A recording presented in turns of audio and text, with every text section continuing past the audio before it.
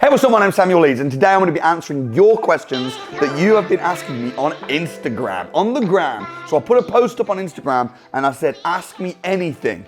If you had one question to ask me, what would it be? Nothing too personal. And some of these questions are personal. So the first question that came in was, are you genuinely happy? That's a deep question. So there's a load of questions in here about money, business. So I'm going to go through, I'll read your name and I'll answer your question. I'm going to be doing this again as well. But this time, rather than doing it on Instagram, I'm going to be doing it here on YouTube. So if you've got a question for me, anything at all around, whether it be a personal question, around business, finance, property, strategy, why don't you go ahead right now, comment it below, and then next week on Sunday at 7 p.m, I will be answering more property questions, more questions. So you go ahead, ask your question below, and let's see what we had on Instagram last week. So let's start with, all right, here's another similar one. This is, do you believe that money buys happiness? There's so many, you Instagram folks are pretty deep today. All right, so I'll answer that one first. Do I believe that money buys happiness? I don't think money buys happiness, no. I think that happiness is something that is more about you as a person, your state of mind and your perspective on life. And so I don't think money buys happiness at all. However, I think that money does buy choices. So for instance, if you have money, you can choose where you live. You can choose to go on holiday or not. You can choose, your education. You can money buys things. Money buys experiences. Money buys freedom. Money buys choices. So I think that money helps with your happiness. And I think that poverty does bring misery, or it can. If you're really poor and you haven't got enough money to pay the bills, it brings stress and misery. And so poverty can bring misery. I don't think money buys happiness, but I think it helps. Another thing I'll add to that is with money, after about £100,000 a year, I don't think that earning extra money really affects your day-to-day life. So my life now, I don't think is much different than it was a year ago or 2 years ago or 3 years ago. It's not really that different. And my life in 20 years time or 10 years time, even if I go on to be a billionaire, my day to day, the house that I live in, the car that I drive, my car, I drive an autobiography, top of the range Range Rover. Personally, I wouldn't want a more expensive car than that. And I don't think even if I did get one, I don't think having a £300,000 Ferrari would add any happiness to my life whatsoever. So anyway, I'm going to stop waffling on, but that's my answer. What do you think though? Do you think money buys happiness? Let me know in the comments. All right, next question. Your thoughts on student accommodation units. Student accommodation units. Yeah, I think student accommodation units are great. I've got a lot of my students that have, my property students that have built apartments for students that do rent to rent with student units.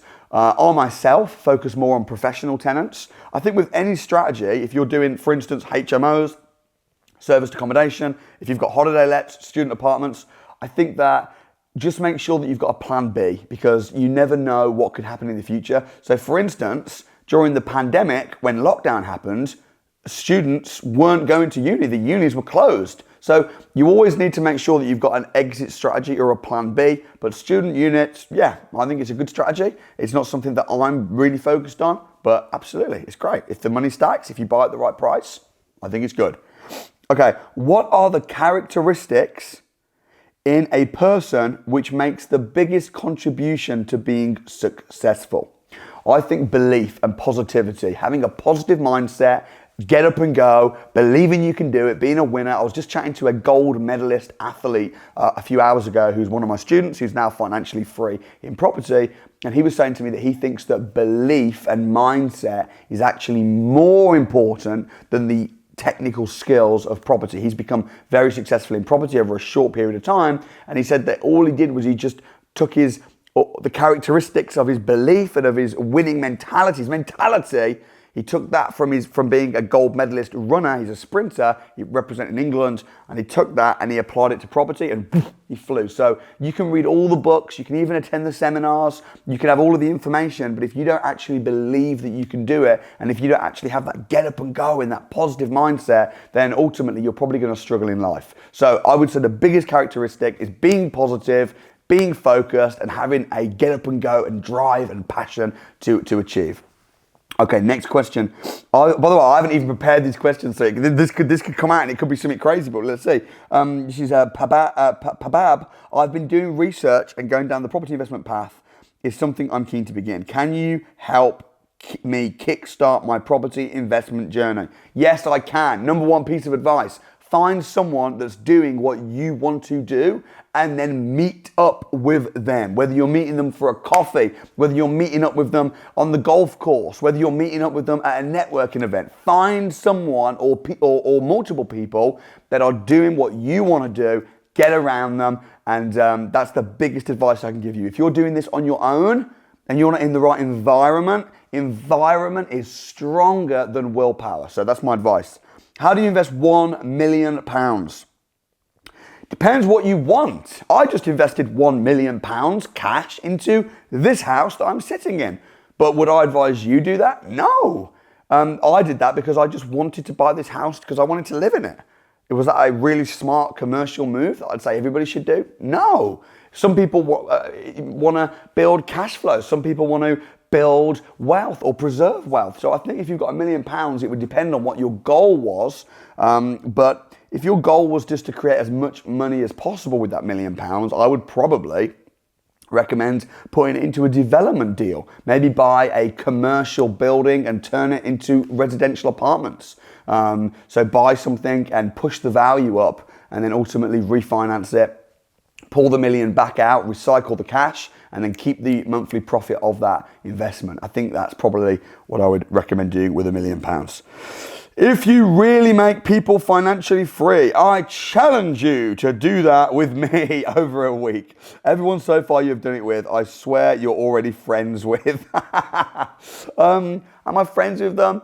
No, that's not true. I'm not friends with them. I mean, yeah, I've just done it with Amelia, that was one of my employees. But the previous three, so David Eccles and Evans and Lord, I didn't know them from Adam. You know, they applied onto the eviction, and they had to apply, and I'd never met them. The first time I met them was when they applied for the Financial Freedom Challenge through the eviction. So I don't just do it with my friends. I do also help my friends become financially free. If you want me to spend a week with you in your house becoming financially free, you need to do more than just comment on one of my Instagram posts. You know, you gotta, not just me, but if you want people to help you and give you a break, here's something I've learned. Find a way to get yourself on their radar, okay? So if you want, for instance, right, I wanted to get on Grant Cardone's radar. So what did I do? I flew to Miami to one of his events, I went to one of his events, and then I was really interactive, and I got chatting with him on one of the breaks. I invited him to do a collab with me. We ended up doing stuff. He mentored me, we became friends.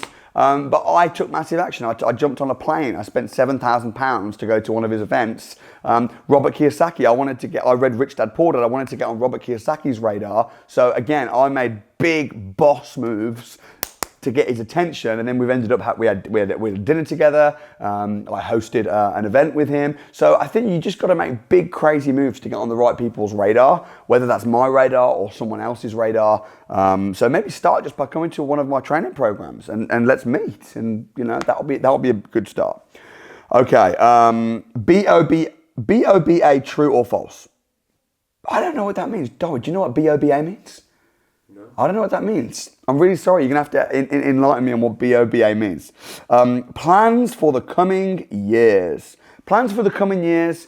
I've made a lot of money in property. My plan is to continue doing that. So I'm very actively looking at sites at the moment, development sites. I've got 8 sites at the moment, and I'm trying to get that to 10. My goal is to have it to 10 by the end of 2020, but I'll probably talk more about that on another video. So yeah, I want to build houses, develop sites, make good money, provide affordable homes for people, help with the shortage of houses, also train as many people as I can, and have fun along the way. So that's the big picture of my goals over the next coming years.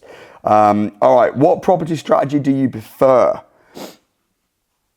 Me personally, it depends on, if I'm starting from scratch, my favorite strategy is probably deal sourcing, packaging deals, passing them on to investors, because it's quick and it's easy and it's fun. I love the adrenaline. For me right now, I like property development. I like adding value to larger houses.